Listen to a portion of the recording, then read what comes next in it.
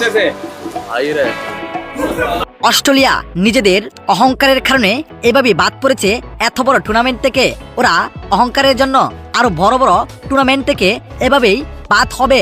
দর্শক, প্রথম রাউন্ডে অস্ট্রেলিয়ার মতো বড় দল বিশ্বকাপ থেকে নাই। আর এমন খবর শুনে রীতিমতো হাসতে হাসতে সংবাদ সম্মেলনে এসে সূর্যকুমার যাদব একই বললেন। আপনি শুনেও অবাক হয়ে যাবেন। তা ভিডিওটি না টেনে শেষ পর্যন্ত দেখার অনুরোধ রইল।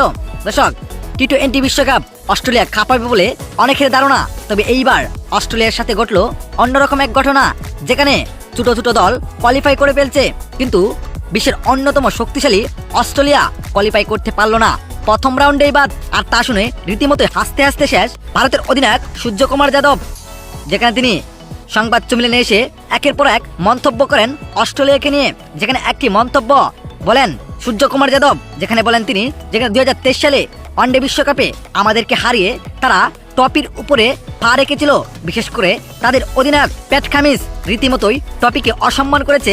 টপির উপরে পা রেখে যেই টপির জন্য একের পর এক ম্যাচ লড়ে যায় প্রত্যেকটি দল, আর সেই টপিকেই অসম্মান করে অস্ট্রেলিয়া, তাই তাদের এমন অধপতন হয়েছে। তারা আরো বাজেভাবে হারবে বড় বড় টুর্নামেন্টগুলোতে। তো দর্শক, সূর্যকুমার যাদব কি ঠিকই বলেছেন? অস্ট্রেলিয়ার এমন অহংকারের জন্য এমন পতন হচ্ছে। কি মনে হয় আপনার কাছে? জানিয়ে দিবেন আপনার মতামত এই ভিডিওর কমেন্ট বক্সে। ধন্যবাদ।